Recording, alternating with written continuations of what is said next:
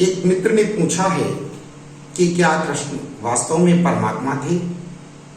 मैंने कहा 50% सत्य है कि कृष्ण परमात्मा थे।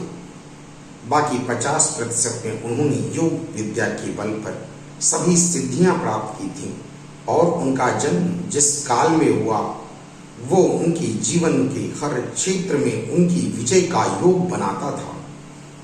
और कुछ उनके पूर्व जन्म के विचारों की प्रारब्ध थी, क्योंकि मनुष्य जैसे विचार करता है और जो करना चाहता है उसी के अनुसार उसके अगले जन्म की प्रारब्ध बनती है।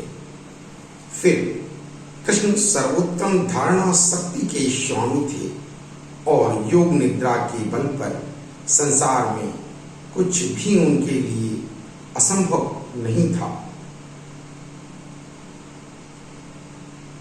अब आप कृष्ण को 100% परमात्मा कह सकते हैं, क्योंकि परमात्मा अदृश्य है, पर जो वो कर सकता है वो श्री कृष्ण शरीर में रहकर कर लेते थे। पर पूर्ण परमात्मा नहीं कहा जा सकता, क्योंकि परमात्मा अजन्मा है, वो जन्म नहीं लेता, परंतु मनुष्य के रूप में परमात्मा ही जीवन के सुखों और दुखों की अनुभूति करता है, क्योंकि उसी की शक्ति से शरीर संचालित होता है। अब रही बात कृष्ण की परमात्मा होने की, तो हाँ, कृष्ण समस्त चराचर जगत के स्वामी थे। उनकी चेतना मनुष्य जाति के लिए एक उदाहरण थी। वे प्रबल चेतना के स्वामी थे।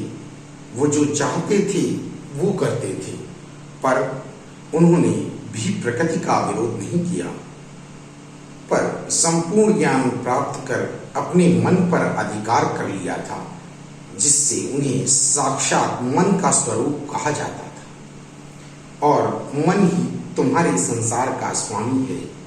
इसलिए मनुष्य जाति और समस्त चराचर जगत के लिए कृष्ण ही परमात्मा थे। राधे राधे।